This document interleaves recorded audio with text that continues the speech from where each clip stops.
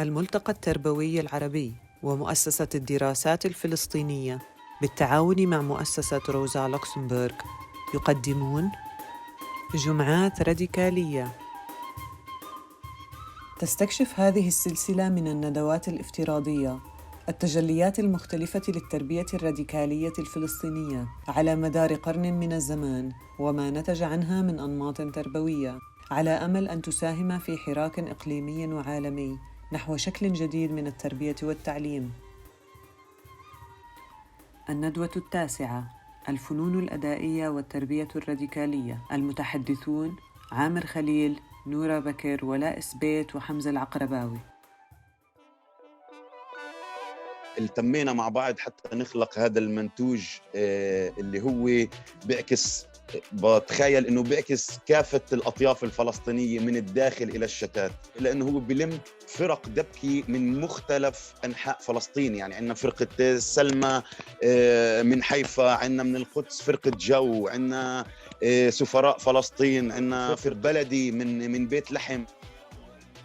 لما انت طفل وبتشوف بتكون بتشارك بالعرس الفلسطيني التقليدي، انت بتشوف اهل البلد كيف بيلتموا بيمسكوا ايدين بعض ووقفوا كتف على كتف وبيقوموا في الرقصة الشعبية اللي هي ما بدها انك تروح على معهد عشان تتعلمها، ولا بدك تروح على مؤسسة عشان تتعلم تكون دبيك. انما انت كطفل بتمسك زي ما بيقولوا بعيدا عن السامعين ذيل الجحش هو اللي في اخر صف الدبكة. فبتشوف دائما الأطفال بيكونوا بآخر صف الدبكة، وهاي هي أول عملية تربوية اللي بتدخل الطفل الفلسطيني على الفن. التجربة هي تجربة بني آدم، خلق الأفراد في داخل جماعة. يعني لما بنحكي فرقة عمرها 42 سنة هي مستمرة، تحمل معاها أجيال وبتناقل جيل لجيل. هي الفرقة اللي بتستخدم المادة الفلكلورية كأداة للتغيير، وكمان تفصلش حالها أو ما بنفصل حالنا إنه نكون جزء من العملية التحررية. وبنقول العمل التطوعي والجماعي هو اللي بنتج الأجيال.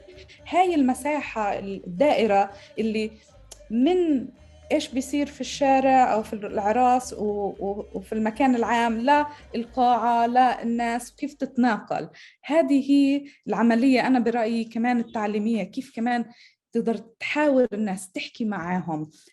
الفنون قادرة بقدر أحكي بعد 42 سنة تنجح في هذا الموضوع، لأنه مدام في هذا التواصل في استمرارية وفي يعني هدف ليش موجودين.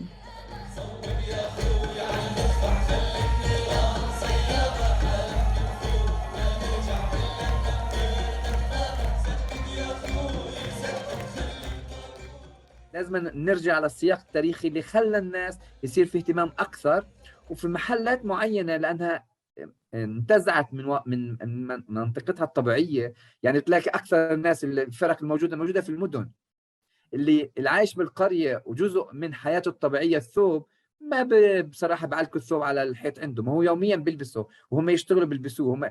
فقصدي أحيانا كمان ما بنقدر نفصل بين واقعنا السياسي اللي يعني الاستعمار الإحلالي لناس جايين من كل أنحاء العالم لشعب كان موجود هون من آلاف السنين تم تشتيته في محل معين. الفنون واعية شو عم بتسوي، عشان هيك دائما لما يكون في وعي وفي رؤية اللي بتسويه ما بتخاف، وخاصة لما تخضع لشيء كمان جمالي وإبداعي وفي نوع من الخلق الجديد.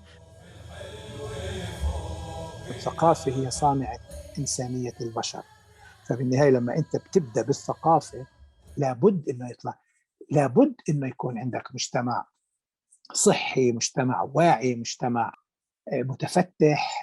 المسرح الحديث بفلسطين بدأ هو مسرح مقاومة من أجل تحرير فلسطين، نابع من مدرسين، نقابيين، طلاب جامعات، عمال، اللي عملوا حركة مسرحية.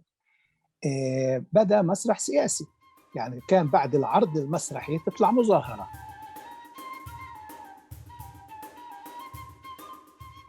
يعني من خلال تجربتي بالاحتكاك مع الناس دائما الموروث حاضر.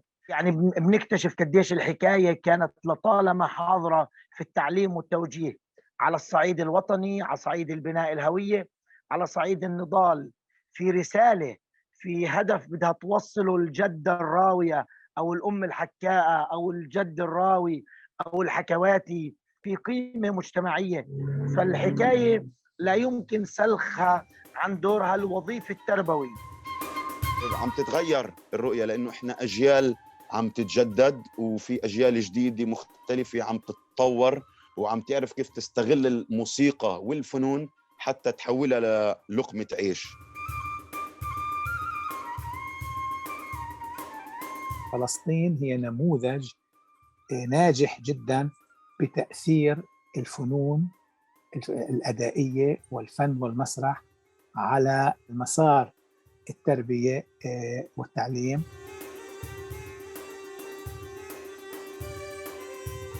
الفلكلور ينبغي أن يكون حي.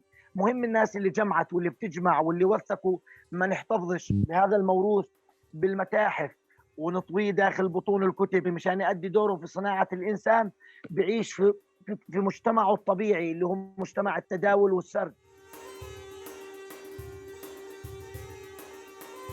الفن بيطري، الرقص بالذات بيسهل عملية التواصل، لأنه الواحد بتصالح مع نفسه، بده يواجه نفسه. أعمالنا الفنية لازم تنبنى على شيء عن جد يحكي العصر.